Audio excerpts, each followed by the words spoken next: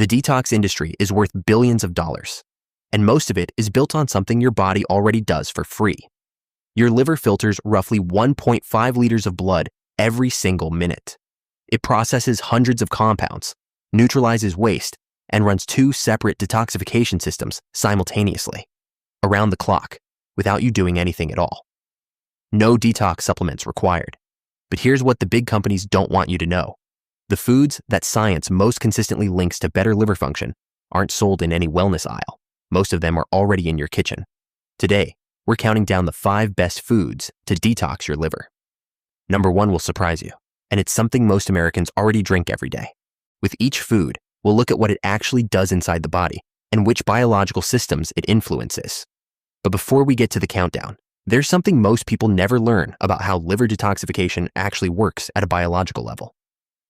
Most people think detoxification means flushing toxins out, but your liver isn't a drain. It's a processing plant operating around the clock.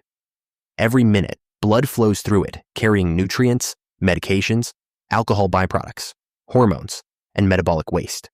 The liver sorts through all of it and decides what to do with each compound. For many substances, this happens in 2 stages. In phase 1, a family of enzymes chemically modifies compounds so they can be processed further. Think of it like breaking a sealed package down into parts that are easier to handle. But those broken down forms can actually be more chemically reactive than what you started with, more unstable, more capable of damaging the cells around them. That's why the liver maintains a powerful antioxidant defense system running in parallel, specifically to manage that window of increased reactivity. In phase 2, the liver attaches molecules like glutathione, sulfate, or glucuronic acid to those compounds. That makes them water-soluble, stable, and ready to be excreted through bile or urine. The whole system runs on enzymes, energy, and a steady supply of protective compounds sourced largely from food. The only question is whether you're giving it the raw materials it needs to do the job well. That's where food number 5 comes in. Broccoli, Brussels sprouts, cauliflower, cabbage, kale, arugula. Researchers have been studying the compounds inside these foods for decades, specifically because of what they appear to do inside the liver. When you chew and digest cruciferous vegetables, compounds called glucosinolates break down into biologically active substances called isothiocyanates. The most studied of these is sulforaphane. Sulforaphane activates a cellular pathway called NRF2. Think of NRF2 as a master switch inside your cells. When it gets turned on, it helps regulate a whole network of enzymes your liver uses to neutralize reactive molecules and process compounds more safely. Cruciferous vegetables aren't actually doing the detoxifying, but they help keep the machinery that runs detoxification better maintained and more responsive. They also deliver a high dose of fiber. Fiber keeps things moving through the digestive tract, which supports the normal removal of waste products through stool. But supporting enzyme pathways is only one piece of the picture, because while your liver is processing compounds, it's also under constant pressure from the detox process itself. And the next food has been studied specifically for what it may do to protect liver cells, while all of that work is happening. Food number 4 is berries. Your liver is one of the most metabolically active organs in the body, and all of that activity comes at a cost. As the liver cells do their work, they generate reactive molecules called free radicals as a natural byproduct. In small amounts, that's completely normal. But when those molecules build up faster than your defenses can clear them, they start damaging the structures they come into contact with: cell membranes, proteins, the internal machinery liver cells depend on to function. Blueberries, strawberries, blackberries, and raspberries contain polyphenols, the pigments that give berries their deep red, blue, and purple colors. Researchers have studied these compounds for their antioxidant and anti-inflammatory properties and their potential role in protecting liver cells under conditions of oxidative stress. But here's where most people are caught off guard. When researchers look at what's actually damaging livers at a population level today, it usually isn't toxins or chemicals. It's fat. It quietly accumulates inside liver cells, often without a single symptom. And the next food on this list has been studied specifically because of that. Food number 3 is fatty fish.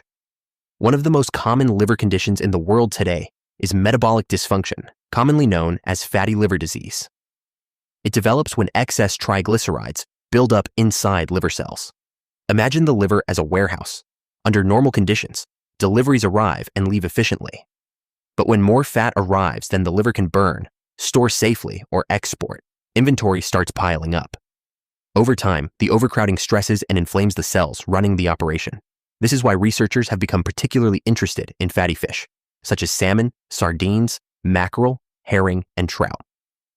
These fish are rich in long-chain omega-3 fatty acids, which are structurally and functionally different from the saturated fats and omega-6 heavy oils that dominate many modern diets.